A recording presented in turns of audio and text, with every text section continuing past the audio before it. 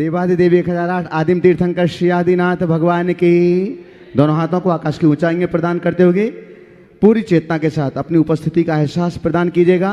चैतन्य चमत्कारी श्री चंद्र प्रभु भगवान की, परम शांति विधायक श्री शांतिनाथ भगवान की, चिंतामणि श्री पार्श्वनाथ भगवान की, वर्तमान शासन नायक श्री महावीर भगवान की, 24 तीर्थंकर भगवंतों की, संत शिरोमणि 108 आचार्य गुरुवर श्री विद्यासागर जी महामुनिराज की, नवाचार्य श्री समय सागर जी महाराज की, गुणायतन प्रणेता शंका समाधान जनक भावना युग प्रवर्तक तरुणाई के प्रखर वक्ता पूज्य मुनिवर श्री प्रमाण सागर जी महाराज की, पूज्य मुनिवर श्री निर्वेग सागर जी महाराज की, पूज्य मुनिवर श्री संधान सागर जी महाराज की, समस्त मुनि संघ की, मां अहिल्या की पावन नगरी इंदौर, जहां से टीवी चैनल का लोकप्रिय कार्यक्रम शंका समाधान आप सभी लोग सुन रहे हैं, देख रहे हैं।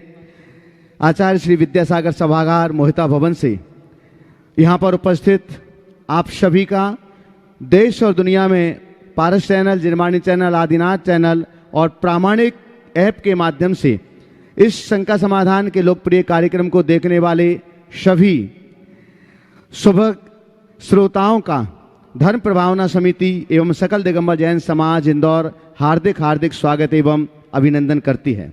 बंधुओं, शंका समाधान के सत्र को हम प्रारंभ करें उसके पूर्व महाराज श्री का मंगल आशीष ग्रहण करते हैं। दोनों हाथों को जोड़िएगा। आपके लिए भी मंगल आशीष मिले और आपके माध्यम से देश और दुनिया में इस कार्यक्रम को देख रहे सभी लोगों के लिए भी मंगल आशीष की छांव प्राप्त हो। हे महाराज श्री, नमोस्तु नमोस्तु नमोस्तु, इच्छामि इच्छामि इच्छामि। आइएगा बंधुओं, शंका समाधान के इस कार्यक्रम के पूर्व हम उन उदार मना दानदाताओं को आपकी जोरदार करतल ध्वनि के साथ इस मंच पर आमंत्रित कर रहे हैं। जो एक बार तालियों का उद्घोष कर दीजिएगा उन सभी दानदाताओं के लिए जो आज गुणायतन परिवार में सम्मिलित हो रहे हैं अपनी चंचला लक्ष्मी का सदुपयोग करते हुए। तो मैं यहाँ पर आमंत्रित कर रहा हूँ, सागर मध्य प्रदेश से हमारे बीच हैं, राहतगढ़ सागर मध्य प्रदेश से हमारे बीच हैं श्री अर्पित जैन, जूही जैन सपरिवार अगर यहाँ पर उपस्थित हों तो कृपया पधारें। जो आज गुणायतन से सूत्रधार के रूप में जुड़ रहे हैं, श्री अर्पित जैन, श्री जूही जैन संपूर्ण परिवार के साथ में यहाँ पर पधारिएगा। पूज्य महाराज श्री के श्री चरणों तक पहुंचे और आपका सम्मान करने के लिए मैं आमंत्रित कर रहा हूँ श्री दिलीप जी गोधा हमारे बीच हैं, गुणायतन के श्रोमणी संरक्षक। कृपया पधारें और आज जो गुणायतन से सूत्रधार के रूप में जुड़ रहे हैं उनका सम्मान करें। साथ ही यहाँ पर उपस्थित सभी साथ में आमंत्रित कर रहा हूँ सम्मान की श्रृंखला में अशोक जी शास्त्री, कृपया वो भी पधारें। सम्मान की श्रृंखला के लिए पहुंचेगा अशोक जी शास्त्री भी साथ में पहुंचेंगे। बंधु, आप अपने कर्तव्य का निर्वहन कीजिएगा। दानदाताओं की जोरदार करतल ध्वनि के साथ में अनुमोदना कीजिएगा। ये वो दानदातार हैं जो शाश्वत क्षेत्र पर अपनी चंचला लक्ष्मी का सदुपयोग करते हुए गुणायतन परिवार से जुड़ रहे हैं। बंधुओं, मैं यहाँ पर आमंत्रित कर रहा हूँ बहुत ही सम्मान के साथ आज जो गुणायतन से ट्रस्टी के रूप में, संस्थापक सदस्य के रूप में जुड़ रहे हैं श्री जिनेन्द्र जैनमती वैन जैन, प्रवीण, शलोनी, मनीष, पूजा, आशीष, निशांकी, नितिन, शिल्पा जैन अहमदाबाद गुजरात से अगर यहाँ उपस्थित हैं तो कृपया पधारिएगा। आपकी जोरदार करतल ध्वनि के बीच हम आमंत्रित करते हैं और आपके सम्मान करने के लिए मैं यहाँ पर आमंत्रित कर रहा हूँ श्री मुकेश जी पाटौदी, गुणायतन के श्रोमणी संरक्षक और वर्षायुग के मुख्य यजमान। साथ ही मैं आमंत्रित कर रहा हूँ आकाश जी कोयला परिवार, कृपया पधारें और आज जो गुणायतन से संस्थापक सदस्य के रूप में जुड़ रहे हैं उनका सम्मान करेंगे। श्री जिनेन्द्र जी जैनमती बैन जैन, प्रवीण, सलोनी, मनीष, पूजा, आशीष, निशांकी, नितिन, शिल्पा जैन अहमदाबाद गुजरात से जोरदार जोरदार करतल ध्वनि के साथ में गुणायतन से संस्थापक सदस्य के रूप में जुड़ रहे हैं। हाँ बंधुओं, हम एक बार पुनः आपके लिए अवगत करा दें, स्मरण दिला दें। आप सभी को विदित है इंदौर की इस पावन नगरी में कार्तिक मास के आस्थानिक महापर्व पर सिद्धों की आराधना का पावन सौभाग्य आप सभी के लिए प्राप्त हो रहा है। मूल संस्कृत भाषा का यह विधान जिसके संपूर्ण मंत्रोच्चार महाराज श्री के मुखारबिंद से किए जाते हैं और पूरे विधान में महाराज श्री का मंगल चरण सानिध्य हम सभी के लिए प्राप्त होता है। यह आयोजन आने वाले 7 नवंबर से 15 नवंबर तक आयोजित किया जा रहा है। स्थान हम सभी के लिए मालूम है, मंगल सिटी, विजयनगर, इंदौर। और सौभाग्य आप सभी के हाथों में है। लगभग मंडलों के पुण्यार्जक सुनिश्चित हो चुके हैं, लेकिन आपका पुण्य हो सकता है प्रबल हो कि कुछ परिवारों की कोई समस्याओं की वजह से 4 मंडलों के लिए आप अपना पुण्यार्जन प्राप्त कर सकते हैं। जो भी चैनल के माध्यम से इस कार्यक्रम को लाइव देख सुन रहे हैं, उनके लिए भी यह बड़ा सौभाग्य है कि आप अगर पहले अपना मंडल सुनिश्चित नहीं कर पाए हैं किन्हीं वजह से, तो आप अभी अपना मंडल सुनिश्चित कर सकते हैं। चैनल पर जो नंबर चल रहे हैं उनके माध्यम से, या कार्यालय में सीधे भी आप अपना मंडल सुनिश्चित कर सकते हैं। मात्र 3,51,000 रुपए की राशि से आपके परिवार के 12 सदस्य पुण्यार्जन प्राप्त करेंगे और 12 सदस्यों के लिए हथकरघा के वस्त्रों की व्यवस्था, आवास की व्यवस्था, भोजन की व्यवस्था और संपूर्ण द्रव्य सामग्री की व्यवस्था समिति की ओर से की गई है। बंधुओं, सामान्य विधान में हम एक बार मंत्र पढ़ करके और हम द्रव्य समर्पित करते हैं, लेकिन इस विधान का अनुपम सौभाग्य है कि एक एक मंत्र 9 बार बोल करके महाराज श्री 9 बार द्रव्य का समर्पण करवाते हैं।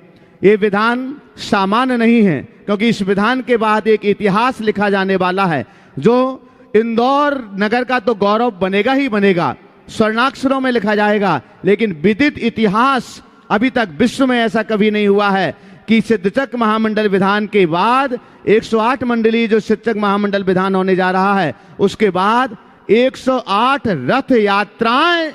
ये सौभाग्य आज तक किसी भी आयोजन के लिए, किसी भी शहर के लिए और किसी कालखंड में लिखा हुआ नहीं मिलता है। सो इतिहास के साक्षी बनिएगा, 108 रथ यात्राओं के साक्षी बनिएगा, सहयोगी बनिएगा, सहभागी बनिएगा। ये सौभाग्य आपके हाथों में होगा। और सामान्य रथ नहीं, आप लोगों ने देखा होगा बुंदेलखंड में, पंचकल्याणकों में जब कभी भी गजरथ होते हैं, अन्य रथ निकलते हैं, तो वो विशाल रथखंड आपने देखे होंगे जो 3-3 खंड के होते हैं, जिन एक एक रथों में 50-50 इंद्रदानी जोड़ों के साथ भी बैठ सकते हैं। ऐसे संपूर्ण भारतवर्ष से, क्या मध्य प्रदेश, क्या उत्तर प्रदेश, क्या राजस्थान, क्या छत्तीसगढ़, संपूर्ण भारतवर्ष से रथ इस इंदौर की पावन नगरी में आएंगे और 15 तारीख का वो विशेष कार्यक्रम होगा। सौभाग्य होगा आप सभी के हाथों में। पूर्णमासी के पावन दिवस पर प्रातःकाल महाशांति धारा और उसके तुरंत बाद 108 रथ यात्राओं के माध्यम से मैं एक बार पुनः आपका आह्वान करता हूं कि आप में से जो भी इस पुण्यार्जन को करना चाहते हैं, मात्र 4 मंडल आपके पुण्योदय से हो सकता है खाली हो गए हों, उनमें आप अपना पुण्यार्जन कर सकते हैं। जो इंद्र इंद्राणी के रूप में अपनी सहभागिता देना चाहते हैं और जिनके पास आवास की कोई व्यवस्था नहीं है, तो समिति ने आपके लिए आवास उपलब्ध कराया है और 31,000 रुपए की राशि में आप आवास सहित इस विधान में इंद्र इंद्राणी के रूप में अपना सौभाग्य अर्जित कर सकते हैं। अगर आपके लिए अपनी स्वयं की आवास की व्यवस्थाएं हैं, तो आप मात्र 21,000 रुपए की राशि में इंद्र इंद्राणी बनकर के सौभाग्य प्राप्त कर सकते हैं। एकल पुरुष इंद्र के रूप में या एकल महिला इंद्राणी के रूप में भी आप 11,000 रुपए की राशि में सौभाग्य प्राप्त कर सकते हैं। सभी के लिए भोजन, वस्त्र और द्रव्य सामग्री की व्यवस्था समुचित रूप से समिति के द्वारा की गई है। बंधुओं, इन्हीं सूचनाओं के साथ हम पूज्यवर महाराज श्री के पावन श्री चरणों में शंका समाधान के सत्र को आगे बढ़ाने के लिए निवेदन करते हैं। पूज्यवर मुनि श्री संधान सागर जी महाराज जी के श्री चरणों में नमोस्तु नमोस्तु नमोस्तु। अपन चलते हैं गुरु चरणों में और आज का ये शंका समाधान प्रारंभ करें। इसके लिए प्रथम प्रश्न के लिए आमंत्रित कर रहा हूं अखिलेश जी जैन, गदियाना, लुधियाना, जो गदियाना, जो ललितपुर के देवोदय क्षेत्र के उपाध्यक्ष भी हैं। एक बार जोरदार ताली बजा दें। और गुणायतन के ट्रस्टी भी हैं और साथ में ही इसके बाद में तैयार रहेंगे मयूर जी जैन, इंदौर। नमोस्तु महाराज, छुल्लक जी को इच्छा में गुरुवर पंचम काल है। इस पंचम काल में हर व्यक्ति से हर अपने उद्योग में, व्यापार में कंपटीशन कर रहा है। किस प्रकार व्यक्ति दूसरे आदमी को धक्का देकर किस प्रकार आगे निकले, ये भावना व्यक्ति में हर व्यक्ति के अंदर समाहित हो रही है। ईर्ष्या की आग में हर व्यक्ति जल रहा है। ऐसे समय में जब जो भी व्यापार हो, जैसे गल्ले का व्यापार है, गल्ला व्यापारी उसका पीछा कर रहा है। साधुओं का व्यापार है, द्वितीय आदमी धक्का लगा रहा है। तो ऐसे में महाराज हमारी आपसे ये शंका है कि व्यक्ति या हम जैसे आदमी कैसे ईर्ष्या से बचें और अपने जीवन का उद्धार कर सकें।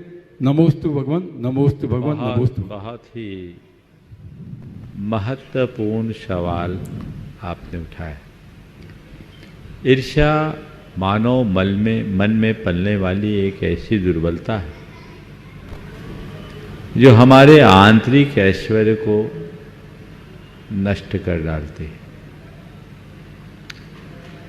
सबसे पहले हमें ईर्ष्या के कारणों को जानना होगा और तभी हम उसका निवारण कर पाएंगे। और ईर्ष्या के कारण को जानने से पहले हमें ईर्ष्या के लक्षण को भी पहचानना होगा। हम लोग कहते हैं ईर्ष्या अच्छी चीज नहीं है, उसके बाद भी अपने मन में ईर्ष्या को पालते रहते हैं। और सबसे बड़ी विडंबना तो ये है, ईर्ष्या से ग्रसित होने के बाद भी अपने आप को हम बड़े साफ सुथरे मानते हैं। हम इस बात को अंतर मन से मानने को बहुत कम राजी हो पाते हैं कि मैं कहीं भटका हूं। इसको जानने के लिए हमें ईर्ष्या के लक्षण को पहचानना होगा। 4 लक्षण है ईर्ष्या के, अपने अंदर उतर के देख लेना। 4 में एक भी यदि अपने अंदर पाओगे तो समझना भीतर आग सुलग रही है। और ये एक ऐसी आग है जो तुम्हें खाक में बदलेगी। पहली बात, किसी की प्रशंसा न सह पाना। यदि किसी व्यक्ति की प्रशंसा तुम्हारे सामने हो रही है और उस प्रशंसा से तुम्हारे मन में प्रसन्नता है तब तो ठीक बात, लेकिन उस प्रशंसा को तुम पचा नहीं पा रहे हो तो समझ लेना उस व्यक्ति के प्रति तुम्हारे मनोभाव अच्छे नहीं हैं। तुम्हारे मन में प्रेम ना होकर ईर्ष्या पनप रहे। अपने आप को जांचने का एक अवसर है।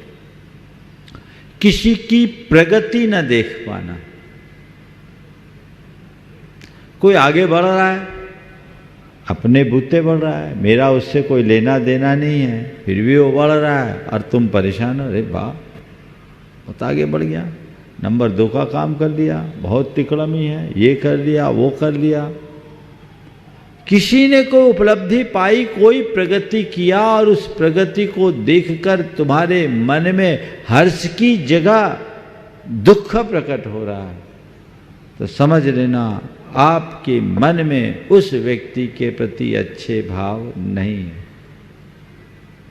तीसरी बात, अपनी योग्यता और अपात्रता की अन्यथा अनदेखी कर सामने वाले पर पक्षपात का आरोप लगाना। हर व्यक्ति की अपनी योग्यता होती है, पात्रता होती है, क्षमता होती है और जिसको जितनी योग्यता जैसी योग्यता होती है, जिसकी जैसी पात्रता होती है, उसको वैसा अवसर मिलता है। कोई मुझसे अधिक योग्य है, कोई मुझसे अधिक पात्र है, कोई मुझसे अधिक क्षमतावान है, स्वाभाविक है उसे अधिक अवसर मिलेगा। लेकिन यदि मेरे अंदर सकारात्मकता और सद्भावना होगी तो मैं उसे सकारात्मक रूप में लूँगा। लेकिन मेरे हृदय में ईर्ष्या की आग दहक रही होगी तो मैं सामने वाले पर पक्षपात का आरोप लगाऊंगा कि उनने हमारे साथ पक्षपात किया है, उनने उनके प्रति ज़्यादा झुकाव रखा है। ये एक कमजोरी है। और कुछ लोग स्वाभाविक रूप से ही जलते कुड़ते रहते हैं। तो ये जलन कुढ़न की भावना कुल मिलाकर ईर्ष्या है। अपने अंदर उतर करके देखना चाहिए कि ये मेरे अंदर तो नहीं है। और ये किसी से भी हो सकती है, किसी के प्रति भी हो सकती है। और एक बात सबसे बड़ी ये है, जो जिस फील्ड का है ना, उसकी ईर्ष्या भी उसी से होती है, अपने निकट वालों से ही होती है। तुम्हारी ईर्ष्या तुम्हारे पड़ोसियों से होगी, दूर के लोगों से नहीं। व्यापारी की ईर्ष्या भी अगर होगी तो समानांतर व्यापार करने वालों से होगी, समान व्यापार करने वालों से होगी, दूसरे वालों की नहीं। ग्रोसरी वाले की गोल्ड वाले से कोई ईर्ष्या नहीं, और गोल्ड वाले की ग्रोसरी वाले से कोई ईर्ष्या नहीं। पर कोई गोल्ड का काम कर रहा है, कितना ही अच्छा कर रहा है, बाजू में कोई दूसरा आ गया, उससे कमतर भी हो तो उसके मन में उससे ईर्ष्या हो सकती है। विद्वान की विद्वान से ईर्ष्या, धनी की धनी से ईर्ष्या, धर्मी की धर्मी से ईर्ष्या, व्रती की व्रती से ईर्ष्या, और साधु की साधु से ईर्ष्या होती है। कोई नहीं बचा। ताली बजाने की बात नहीं है भैया, समझने की बात। ये स्वाभाविक दुर्बलता, ये हमारे अंदर की कसाय है। इसका कारण क्या है, उसे हमें पकड़ना। इसके 4 कारण मेरी समझ में समझने लायक। सबसे पहली बात, अहमन्यता।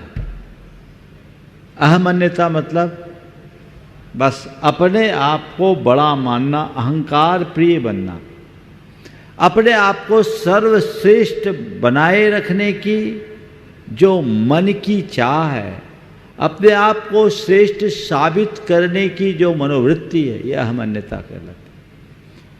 अगर मैं अहमन्य होऊंगा तो अपने से ऊपर किसी को देखना पसंद ही नहीं करूंगा, और कोई भी थोड़ा आगे होगा तो मैं उसकी टांग खींचने के लिए परेशान हो जाऊंगा। ये मेरे अंदर ईर्ष्या को जन्म देगी। दूसरी बात, असहिष्णुता।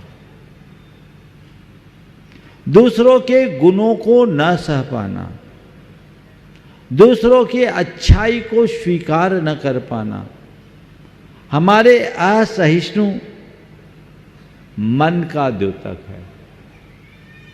अगर हमारे अंदर गुणानुराग हो, हम वैचारिक रूप से सहिष्णु हों, तो हमारे हृदय में किसी के प्रति ईर्ष्या का भाव नहीं हो। लेकिन आजकल असहिष्णुता का भाव, खासकर वैचारिक असहिष्णुता ज़्यादा दिखती।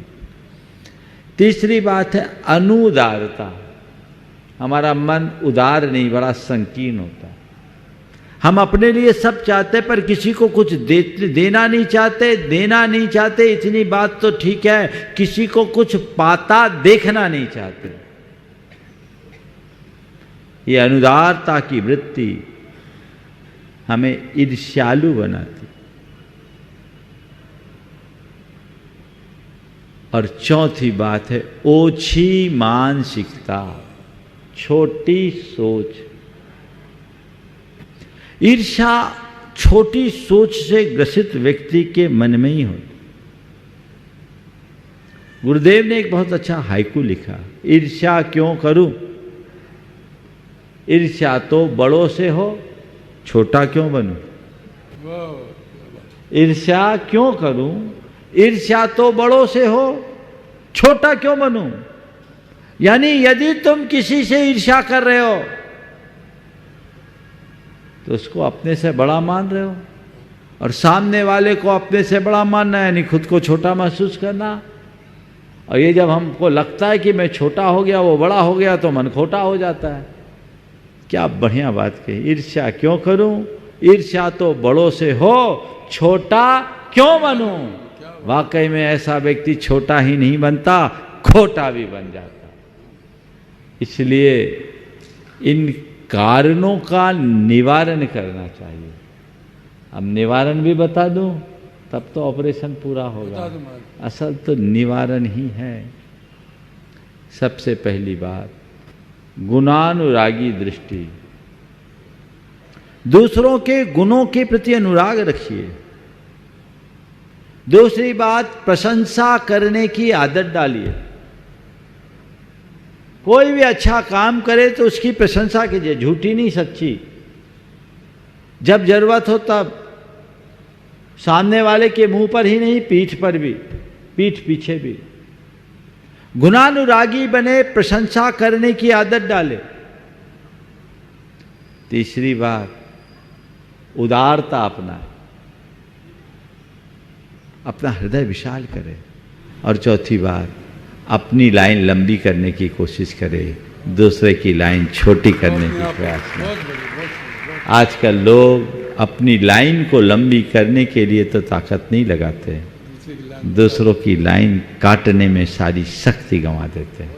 ये कुपरिणाम उन्हीं कारणों से प्रकट होता है। नमस्ते महाराज, नमस्ते। मयूर जी जैन इंदौर मधुर कंठ के धनी भी हैं और उसके बाद में तैयार रहेंगे केएल जैन साहब इंदौर उदयनगर। नमोस्तु गुरुदेव, नमोस्तु गुरुदेव।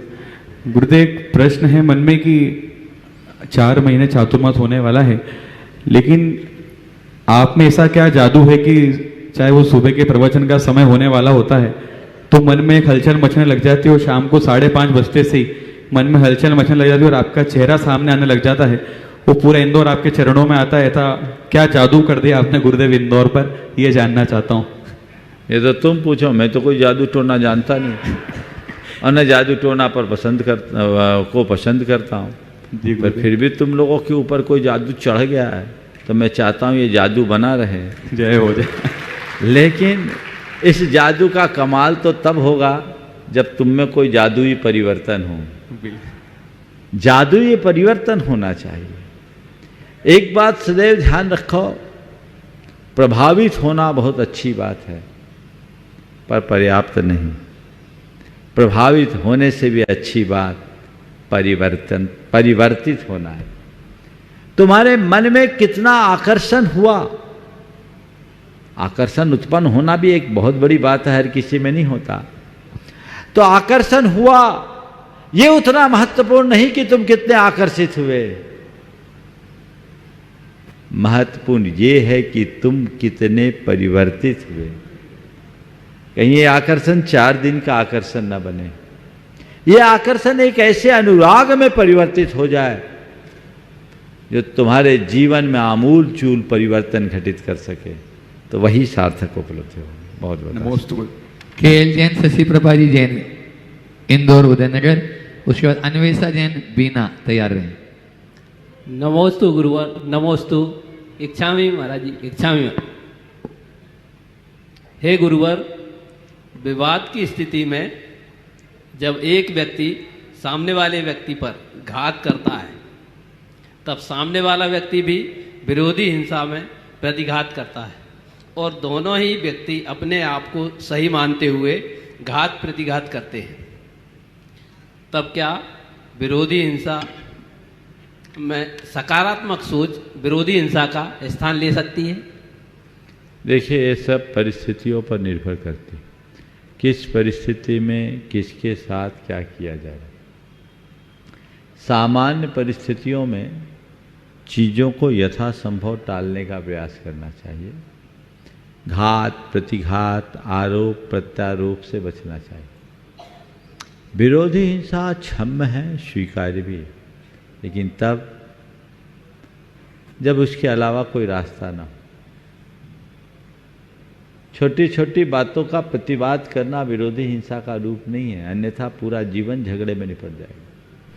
छोटी मोटी बात को आपसी समझ से दूर करना चाहिए। जब अपने स्वत्व पर संकट आए, जब अपने अस्तित्व और अस्मिता पर संकट आए, तब अस्त्र उठाने का विधान है। किसी ने तुमसे 2 गाली दी और तुमने बंदूक तान दिया, ये विरोधी हिंसा नहीं, ये तो तुम्हारी उग्रता है।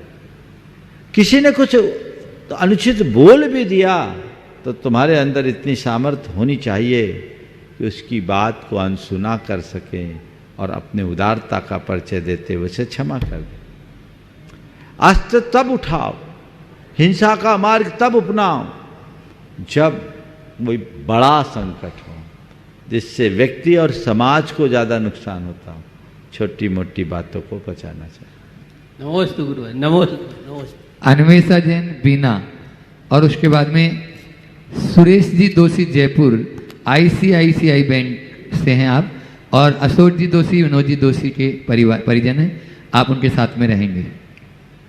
नमोस्तु महाराज जी, मेरा प्रश्न ये है कि कहते हैं कि अच्छे कर्म करना चाहिए, पर हमेशा अच्छे लोगों के साथ ही बुरा होता है या लोग फ़ायदा उठाते हैं, तो ऐसे में हमें कैसे संयम भाव रखना चाहिए? देखिए, अगर अच्छे कर्म कर रहे हैं तो हमें इसकी खुशी मनानी चाहिए, और अगर अच्छे कर्म करने वाले का लोग फ़ायदा उठाते हैं तो उससे हर्षित होना चाहिए कि कम से कम हम इस लायक तो बने कि लोग हमारा फ़ायदा उठाएं। हम किसी के नुकसान में तो कारण नहीं हुए, कम से कम हम इतनी सकारात्मकता तो अपने अंदर ला ही सकते हैं। जहाँ तक अच्छे लोगों के साथ ही बुरा होने का सवाल है, तो होने दीजिए, एक स्वाभाविक प्रक्रिया है। कांटे तो फूल में ही आते हैं और सुगंध वाले फूल गुलाब में आते हैं, सामान्य फूलों में नहीं। तो हमें कांटों की परवाह नहीं करनी चाहिए, गुलाब के सौंदर्य और सुवास का स्वागत करना चाहिए। उन्हें इस बात का तनिक भी ध्यान नहीं रखना चाहिए कि अच्छे लोगों पर इतने संकट क्यों आए। उन्हें ये देखना चाहिए कि इतने संकटों के बाद भी वो हमेशा प्रसन्न बने रहें। कितनी अच्छी बात। गुलाब के बाग में जाओ तो उनके कांटों को मत देखो, गुलाब के बाग में जाओ तो हमेशा ये कहो कि कांटों से घिरे रहने के बाद भी गुलाब खिला रहता है, कितना खुश मिजाज है। यदि ऐसी सकारात्मक दृष्टि रखे तो सारे परिणाम स्वतः अच्छे हों। नमोस्तु महाराज जी। दोषी परिवार एक साथ पूरे हो जाएंगे तैयार। अशोक जी दोषी, विनोद जी दोषी, सुरेश जी दोषी जयपुर से जो ICI से बैंक से हैं, प्रश्न करेंगे, और उसके बाद में प्रमोद जी जैन गाजियाबाद जो गुणायतन की ट्रस्टी हैं, तैयार रहें। महाराज श्री नमोस्तु नमोस्तु नमोस्तु। गुरुदेव के चरणों में बारंबार वंदन करता हूँ और आपका आशीर्वाद चाहिए प्राप्त करने के लिए जयपुर से आया हूँ। महाराज श्री, जैन धर्म में कर्म और उसके प्रभावों को कैसे समझा जा सकता है, और भगवान महावीर के उपदेशों में से कौन सा उपदेश जीवन के मूल्यों को परिभाषित करने में मदद करता है और कैसे? कर्म और उसके प्रभावों को कैसे समझा जा सकता है? संसार की विचित्रता और जीवन की विषमता को देखकर हम कर्म और उसके प्रभाव को बहुत आसानी से समझ सकते हैं। जब हम इस संसार में अपनी दृष्टि दौड़ाते हैं तो हमें विविधता दिखाई पड़ती है। कोई हमें अमीर दिखता है, कोई गरीब दिखता है, कोई स्वस्थ दिखता है, कोई अस्वस्थ दिखता है, कोई शकलांग दिखता है, कोई विकलांग दिखता है, कोई संपन्न दिखता है, कोई अभावग्रस्त दिखता है, कोई रूपवान दिखता है, कोई कुरूप दिखता है, कोई बुद्धिमान दिखता है, कोई मूर्ख दिखता है, कोई सेठ दिखता है, कोई भिखारी दिखता है। ये सब किसके कारण होता है? इनका कारण कौन है? अपने जीवन में झांक कर देखो। कभी हमारे मन में हर्ष होता है, कभी विषाद होता है, कभी हम प्रसन्न होते हैं, कभी हम खिन्न होते हैं, कभी अच्छा होता है, कभी बुरा होता है। जीवन में हमेशा एक रूपता नहीं होती, सब कुछ स्मूथ चलता है। कभी अचानक बड़े बड़े झटके लग जाते हैं, किसी पर झटके लगते हैं, और कई ऐसे होते हैं जिनके जीवन में बड़े से बड़ा उछाल आ जाता है। आखिर ये सब कौन कराता है?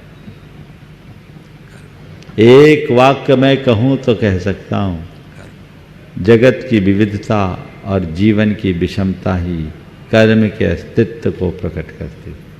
समझ गए? भगवान महावीर के आदर्शों में ऐसी कौन सी बात है जिसे हम जीवन मूल्य के रूप में आत्मसात कर सकें?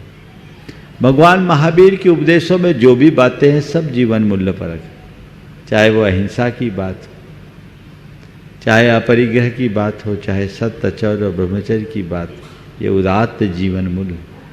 भगवान महावीर ने जिस अनेकांत का उपदेश दिया वह भी हमारे जीवन मूल्यों को आगे बढ़ाने वाला है।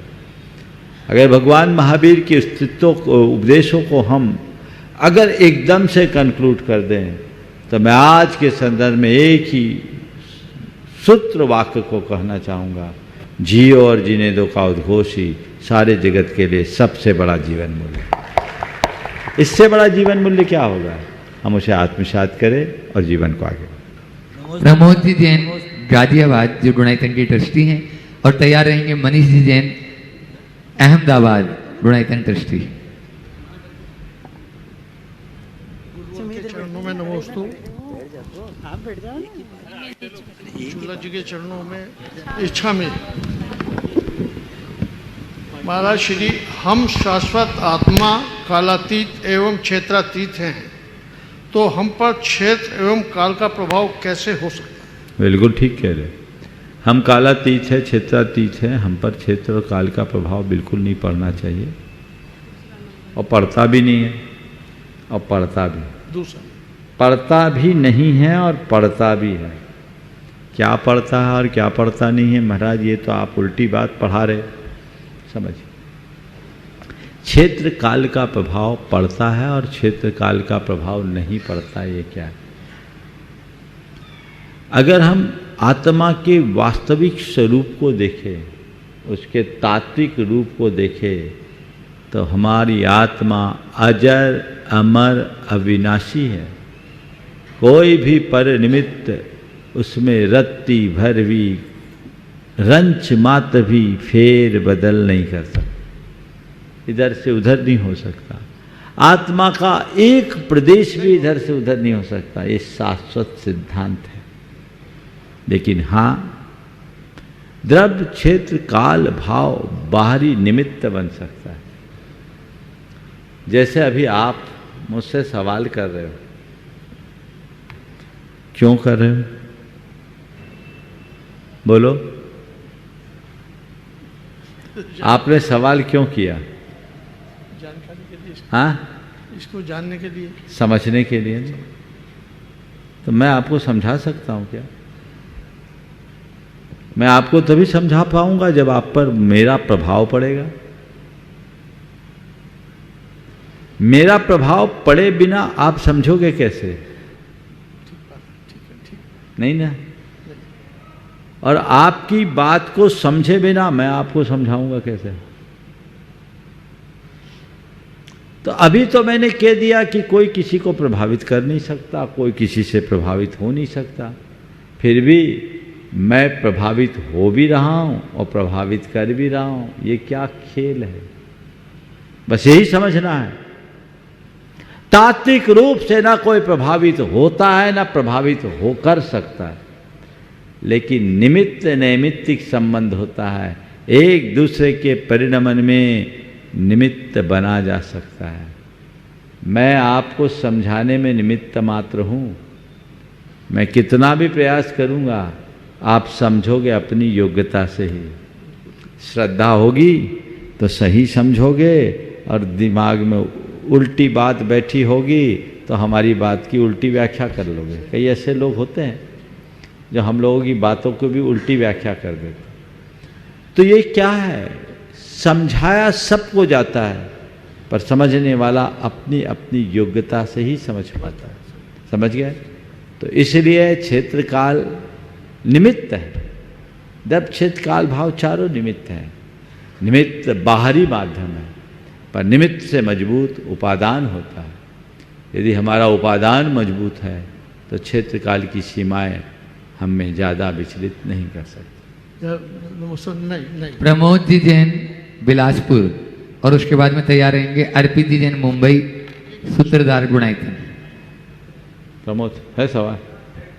जय कुमार है, जय कुमार। प्रमोद? हाँ, जय कुमार जी सिंह बिलासपुर, जो कोयला परिवार से संबंध है, वे अपना सवाल करें, और उसके बाद में अर्पित जी जैन मुंबई तैयार रहे। हे भगवान, आपके चरणों में कोटिसा नमोस्तु नमोस्तु नमोस्तु। मुनिद्वय के चरणों में नमोस्तु, चुल्लक जी के चरणों में इच्छामी। हे भगवान, भरत क्षेत्र, ऐरावत क्षेत्र और विदेश क्षेत्र के तीर्थंकर क्या निर्धारित रहते हैं? क्योंकि राजा श्रेणिक ने 33 सागर की आयु को कम करके 84,000 कर लिया, और उनको भरत क्षेत्र में प्रथम तीर्थंकर बनना है। तो क्या वो विदेश क्षेत्र में 10,000 वर्ष की आयु लेके विदेश क्षेत्र में जन्म नहीं ले सकते थे? ले सकते थे, पर उनकी यही होनहार थी। तो निर्धारित रहते हैं क्या तीर्थंकर? जिनकी जैसी होनहार होती वही होते। समझिए। नमस्कार। अर्पित जी जैन मुंबई, सूत्रधार गुणायतन, और उसके बाद मनीष जी जैन यदि आ चुके हों तो तैयार रहेंगे। नमोस्तु नमोस्तु नमोस्तु। महाराज जी, मेरा प्रश्न है कि क्रोध का क्या निवारण है? क्रोध का निवारण एक ही है, भावना योग। भावना योग। और उसके अलावा महाराज जी, समटाइम्स सर्कमस्टेंसेस में, इस लाइक मेट्रो सिटीज़ में क्या हो रहा है आजकल, मेरा मन कर रहा है कि मैं मंदिर जाऊं, बट सर्कमटेंसेस ऐसे बन जाते हैं कि उस टाइम पे हम मंदिर नहीं जा पा रहे, या कोई रीजन्स ऐसे मीन्स मन बोल रहा है मंदिर जाओ, बट शरीर की साइड से ऐसा यार दूसरा मन बोलता है कि यार अभी हम क्या करें, मीन्स सर्कमटेंसेस ऐसे बन जाते हैं, मंदिर पे फोकस करें या अदर साइड? ये दूसरा सवाल। तुम्हारे क्रोध की बात जो मैं कह रहा हूँ, भावना योग करो, मुझे शांत रहना है, ये कमांड अपने मन को बार बार दो।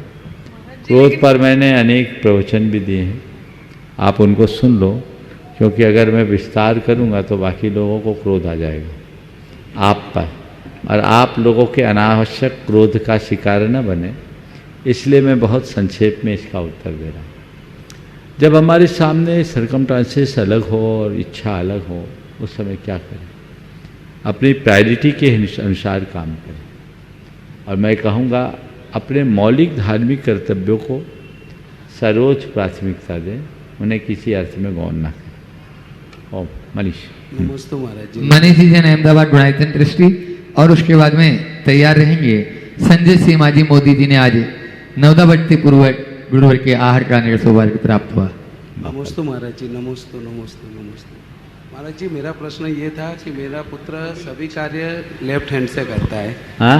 सभी कार्य लेफ्ट हैंड से करता है, जैसे खाना पीना अर्घ चढ़ाना भगवान को, वो भी लेफ्ट हैंड से चढ़ाता है। उसको बार बार समझाते हैं भी राइट हैंड से करना है, तो भी वो नहीं करता है। तो महाराज जी ये अभिषेक पूजन कर सकते हैं? अरे दायां से करे चाहे बायां से करे, भगवान का अभिषेक करे, बस दायां बायां ना करे। चलो। संजय सीमा मोदी भाटल। महाराज जी एक प्रश्न और था कि जैसे मम्मी अष्टांगिका के व्रत करती हैं, तो अभी 1234 व्रत भी कर रही हैं, तो ये अष्टांगा में ये व्रत गिने जाएंगे? हाँ कर सकते। नमस्ते। नमोस्तु भगवान। इच्छामी महाराज जी, गुरुदेव, आज हमारा परिवार धन्य हुआ जो आपको नवधा भक्तिपूर्वक हमें आहार दान कराने का सौभाग्य मिला।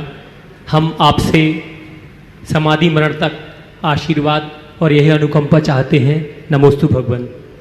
भगवान, मेरा प्रश्न क्षयोपशम को लेकर है। गुरुदेव, हम भी 40-45 साल पहले स्कूलों में पढ़ाई करते थे। अगर 70% हमारे आ गए तो ज़िले में टॉप कर लेते थे, कभी भी 70% से ऊपर नहीं आए। परंतु आजकल बच्चों को 90, 95, 99% भी आते हैं तो पीछे रह जाते हैं वो। गुरुदेव, भौतिक क्षेत्र में देखें या लौकिक क्षेत्र में या धार्मिक क्षेत्र में, इतने शार्प माइंड बच्चे हैं कि नियम सार की, समय सार की गाथाओं का नंबर बोल दो तो वो उस गाथा को आज सुना देते हैं। तो क्या गुरुदेव, मेरा प्रश्न यह है कि ये क्षयोपशम पहले नहीं था, अभी आ गया, या फिर ये सब क्या है? कृपया समाधान करें। बहुत अच्छा सवाल किया। मैं तो आपसे ये कहूँगा, परीक्षा और उसके अंक हमारे क्षयोपशम का सही प्रतिमान नहीं। हमारे अंदर की उपलब्धि ही उसकी सबसे बड़ी प्रस्तुति। ज्ञान का क्षयोपशम इस बात पर नहीं है कि आपके मार्क्स कितने आए, आपने कितने अंक पाए। ज्ञान का क्षयोपशम इस बात पर निर्भर करता है कि आपके भीतर अंकित क्या है। तो हमने कितना अंकित किया, हमें उसे देखने की कोशिश करनी चाहिए। हमारे भीतर जो अंकित है वही हमारे काम का है, और उसके ही बदौलत हम अपने जीवन को आगे बढ़ाने में समर्थ होंगे। जहाँ तक आज बच्चों के अधिक नंबर और पहले कम नंबर का सवाल है, तो पहले की परीक्षा प्रणाली में और आज की परीक्षा प्रणाली में बड़ा अंतर है। पहले हम लोगों के एग्ज़ाम्स होते थे तो हमें ऐसे टाइप के पेपर्स देने पड़ते थे, अब तो वस्तुनिष्ठ है जी। तो इस तरह के ऑब्जेक्टिव क्वेश्चंस ज़्यादा होने में हमें लिखना कम पड़ता है, केवल प्रेजेंट करना पड़ता है, इसलिए नंबर्स ज़्यादा हो गए। पहले पढ़ाई का तरीका अलग था तो परीक्षा का भी तरीका अलग था, लेकिन आप देखें तो पहले के लोगों में जितनी प्रेजेंसी थी आज के लोगों में उतनी प्रेजेंसी नहीं। उस जमाने को देखो तो बड़ा बड़ा गणित उंगलियों में कर लेते थे जी। अब 2 और 3, 5 जोड़ने के लिए कैलकुलेटर हाथ में लेना पड़ता है। अब बोलिए, बिल्कुल तो अंतर आया कि नहीं आया? तो ऐसा नहीं सोचना चाहिए कि पुराने लोगों में प्रतिभा की कमी थी और आज प्रतिभा बढ़ गई। ये समय समय का परिवर्तन है। पुराने समय में क्रिकेट का मैच होता था तो लोगों को सेंचुरी बनाने में बहुत समय लगता था और बहुत कम लोग थे जो अपने जीवन में 100 सेंचुरी बनाए। क्यों? तब मैच कम होते थे। अब मैच इतने होने लगे कि कोई भी उस टारगेट को टच कर सकता है, समझ गए। तो समय काल का अंतर है। इसका अर्थ ये नहीं समझना चाहिए कि पुराने लोगों में खेलने की उतनी कुशलता नहीं थी, आज के लोग ज़्यादा कुशल हो गए, ऐसा तो नहीं कहते ना जी नहीं। उस समय अवसर कम था, आज अवसर अधिक है। पुराने समय में पढ़ाई का तौर तरीका अलग था, आज का तौर तरीका अलग है। पुराने लोग पढ़े लिखे भी थे, समझदार भी थे।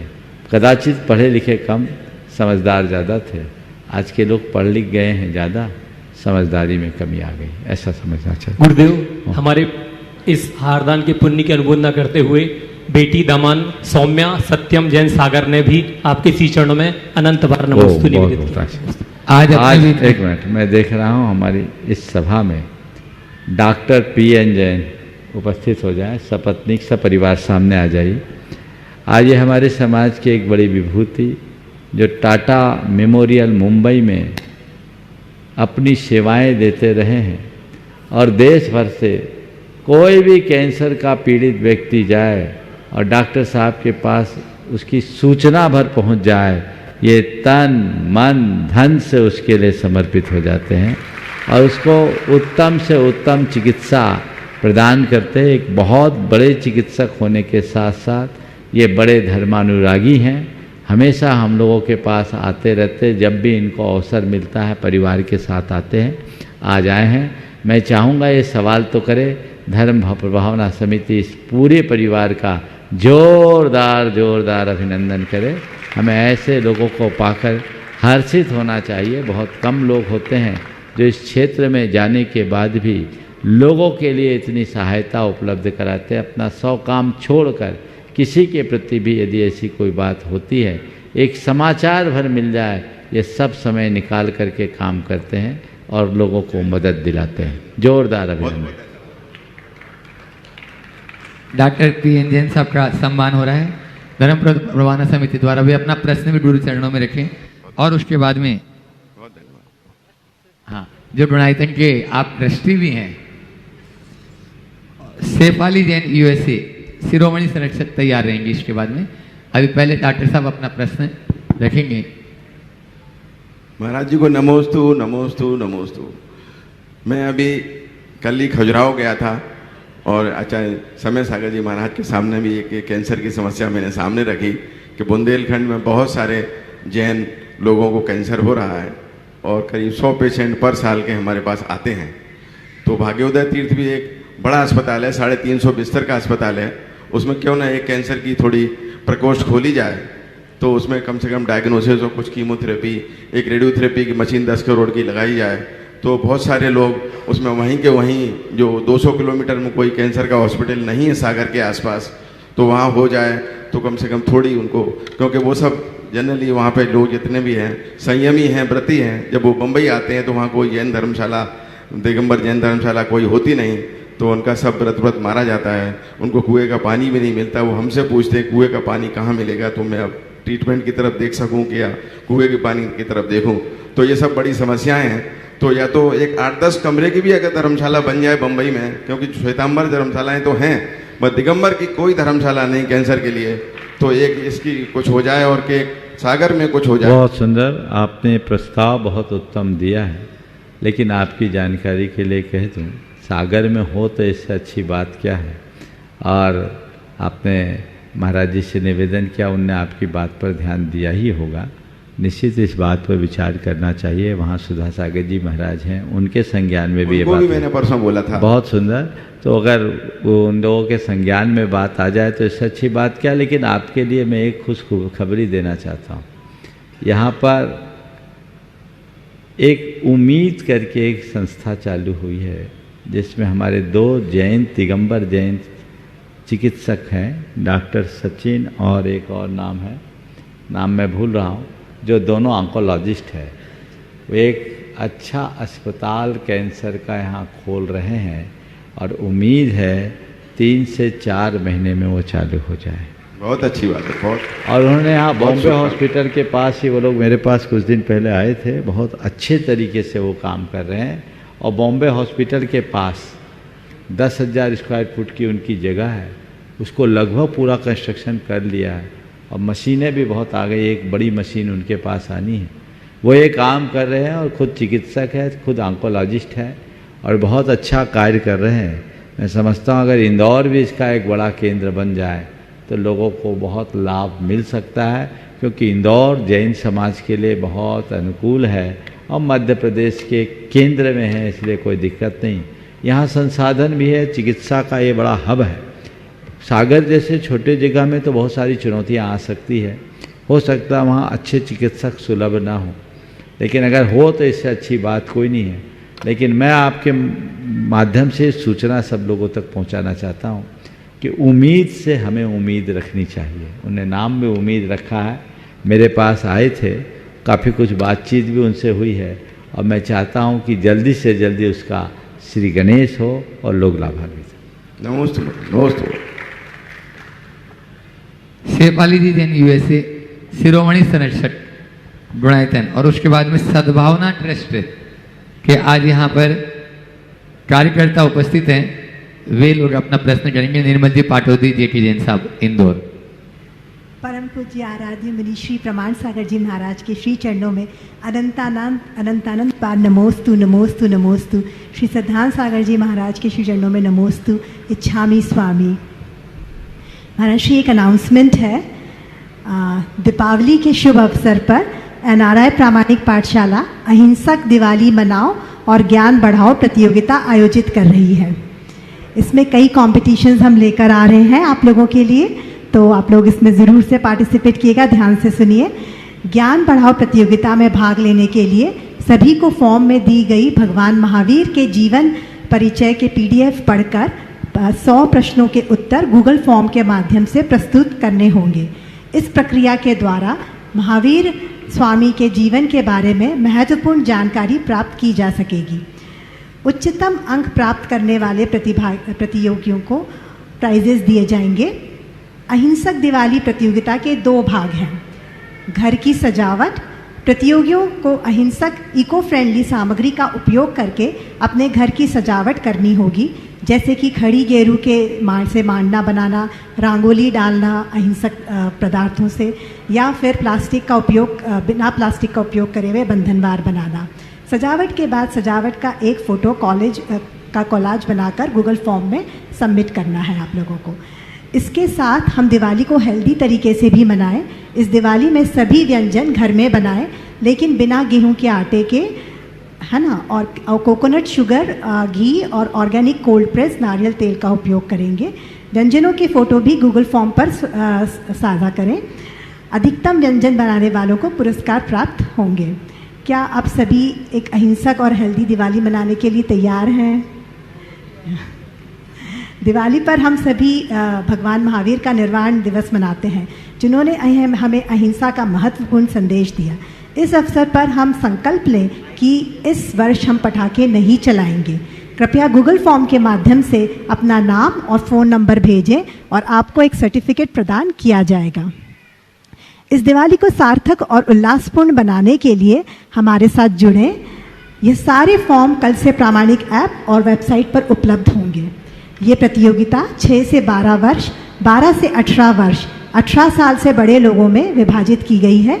अवेकनिंग नाउ के यूनिक गेम्स और कई अहिंसक शैली को बढ़ाने वाले पुरस्कारों से पुरस्कृत किया जाएगा। भारत और एनआरआई कम्युनिटी के सभी उम्र के लोग इसमें भाग लेवें और अहिंसा धर्म का पालन करते हुए दिवाली मनाएं। बहुत सुंदर। तो आप सब तैयार है ना? चलिए, बहुत सुंदर। और सद्भावना ट्रस्ट से अभी इनका सवाल भी, हाँ सवाल। ये प्रश्न मेरी मम्मी श्रीमती पुष्पा जी कटारिया का है।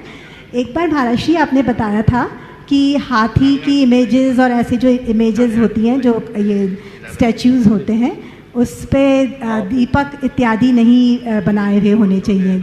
तो दीपक वगैरह उस पर प्रज्वलित नहीं करना चाहिए। जैसे हाथी के स्टैच्यूज़ होते हैं, बतख वगैरह बनी हुई होती हैं, उस पर दीपक वगैरह नहीं प्रज्वलित करने चाहिए, वैसे बने हुए वैसे बने हुए स्टैच्यूज़ पे। तो आजकल ऐसे बने हुए स्टैच्यूज़ के बहुत सारे फ्लावर पॉट्स आ रहे हैं, गमले आ रहे हैं, जिसमें आरती के लिए आरती का थाल होना चाहिए। पर आजकल लोग आरती कई तरीके के बनाने लगे हैं, ये उचित नहीं है। आरती की सामान थाल जो हमारी परंपरागत थाल है वैसे होनी चाहिए, और ये जो उनमें किसी भी प्रकार के पशु चिन्ह आदि को अंकित करना उचित नहीं है। हम किसकी आरती कर रहे हैं?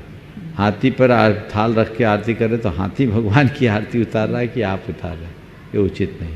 और महाराज जी जैसे ऐसे हाथी की आकृति बने हुए फ्लावर मतलब गमले हैं, वो उसमें सब कोई plants दिक्कत लगाने नहीं, वो हैं। कदाचित आप रख सकते हैं सजावटी तौर पर, उन आकृतियों को बनाना बुरा नहीं है, लेकिन धार्मिक कार्यों में धार्मिक प्रतीकों का ही प्रयोग करना चाहिए। ओम नमोस्तु महाराज जी, नमोस्तु। निर्मल जी पाटोदी और जस्टिस जे.के. जैन साहब वे अपनी बात भी रखें सद्भावना ट्रस्ट से। शंका समाधान के विश्व प्रणेता श्रेष्ठ समण परम पूज्य मुनि श्री प्रमाण सागर जी सत्संग के पावन चरणों में सद्भावना परमार्थिक न्याय परिवार का सविनय नमोस्तु नमोस्तु नमोस्तु। इंदौर समाज के इतिहास में पूज्य गुरुदेव आप सत्संग का इंदौर चातुर्मास अविस्मरणीय और ऐतिहासिक सिद्ध हुआ है। आचार्य श्री विद्यासागर जी ने समाज, राष्ट्र और मानवता के लिए समय समय पर परोपकारी आह्वान किए हैं, मंगल आशीर्वाद और प्रेरणा प्रदान की है। इंदौर में सद्भावना परमार्थिक न्यास के गठन के उद्देश्य से हस्तकला को प्रोत्साहन, शिक्षा और प्रशासन में भारतीय भाषाओं का अधिकार, इंडिया हटाओ भारत लौटाओ, गाय राष्ट्रीय प्राणी घोषित हो, गाय का चिन्ह राष्ट्रीय मुद्रा पर अंकित हो, हिंदी को राष्ट्रभाषा की मान्यता, शिक्षा का उद्देश्य जीवन का निर्वाह नहीं निर्माण, न्याय भारतीय भाषा में हो, पूर्ति के लिए संकल्पित है। मेरा मूल प्रश्न ये है कि महाराज जी गिरनार जी में आचार्य जी से सन 2004 में 30 दिसंबर को प्रश्न पूछा था तिलवाड़ा घाट में। वो उस प्रश्न के जवाब में आचार्य महाराज ने कहा था गिरनार जी की समस्या का समाधान में बाधा ये है कि वहाँ पर समाज ही नहीं है अपना। तो समाज नहीं होने से आज तक 20 साल हो गए, कुछ भी तरक्की नहीं हुई है, उल्टा समाज का देखिए ऐसा है, इस तरह की समस्याओं का समाधान शंका समाधान में नहीं हो। इस तरह के सवालों को यहाँ रखने का भी औचित्य नहीं। समझ गए? हम शंका समाधान में अपनी राय प्रकट कर देते हैं, करते कुछ नहीं। बैठ करके समाज को व्यापक दृष्टि से विचार विमर्श करना चाहिए, न केवल गिरनार अपितु सभी तीर्थों के लिए। मैं ये कहना चाहूँगा बाहरी प्लेटफार्म में बात न रखें, समाज में अंतर बैठकर काम करें। आशीर्वाद। इसके जे.के. जैन साहब सवाल करें, उसके साथ ही आज छुल्लक जी आदर सागर जी का सवाल होगा, जल्दी से यहाँ व्यवस्था करें। जैन साहब बोलिए। हाँ नमोस्तु महाराज। ओम बोलिए। रिश्वत नहीं लेने का तो हम प्रण कर सकते हैं, मगर रिश्वत नहीं देने का प्रण कैसे करें? देखिए रिश्वत नहीं लेना अति उत्तम है, रिश्वत नहीं देना और उत्तम है, लेकिन ये वही कर सकता है जिसके हृदय में सत्यनिष्ठा हो कि काम हो या ना हो हम गलत काम नहीं करेंगे। वो करेगा जो हर तरह से परेशान होने के लिए तैयार रहेगा। दुर्भाग्य ये है कि आज का सिस्टम ही कुछ ऐसा हो गया कि बिना दिए लिए कुछ होता नहीं। पत्रम पुष्पम पहले चाहिए। भगवान ऐसी व्यवस्था करे, मैं तो ये भावना भाता हूँ जल्दी ऐसी व्यवस्था बने कि लोगों का काम बिना दिए लिए सीधे से हो जाए। एक प्रश्न पहले आदर सागर जी महाराज जी, पहले महाराज जी, फिर समय बचेगा तब। आदर सागर जी महाराज जी अपना प्रश्न गुरु। हाँ नमोस्तु भगवान। महाराज जी, चाहे कॉरपोरेट वर्ल्ड हो या गवर्नमेंट ऑर्गेनाइजेशन, यहाँ एक रिटायरमेंट एज होता है, चाहे वो 58 साल हो, 60 हो, 62 हो, जैसा भी हो। पर यह व्यापारी वर्ग जो अपना समाज है, यहाँ ऐसा कोई रिटायरमेंट एज देखने में नहीं आता। तो क्या यहाँ स्वेच्छा से रिटायरमेंट एज होना चाहिए? यदि हाँ तो वही एज क्या हो? और दूसरा पोस्ट रिटायरमेंट लाइफ कैसे लीड करना चाहिए उन्हें? देखिए बहुत अच्छा सवाल किया है महाराज श्री ने। मैं तो कहूँगा कि आजकल लोग टायर्ड हो जाते हैं, रिटायर होने का नाम नहीं लेते। अब मैं सबसे कहूँगा टायर्ड होने के पहले रिटायर होने की बात सोचो। हमारे शास्त्रों में इसका विधान है, रिटायरमेंट का विधान है।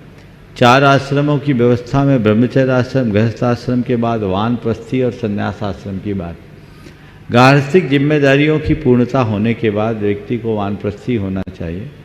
वानप्रस्थी होने का मैं आज के संदर्भ में यही अर्थ कहूँगा कि अपने पारिवारिक, सामाजिक, गार्हस्थ्यिक दायित्वों के साथ साथ व्यापारिक दायित्वों को धीरे धीरे अपनी संतान को सौंपना और खुद को उनसे मुक्त होकर अंतर्मुख होना और अपनी आध्यात्मिक साधना में लग जाना, यही आपका एक प्रकार का रिटायरमेंट है।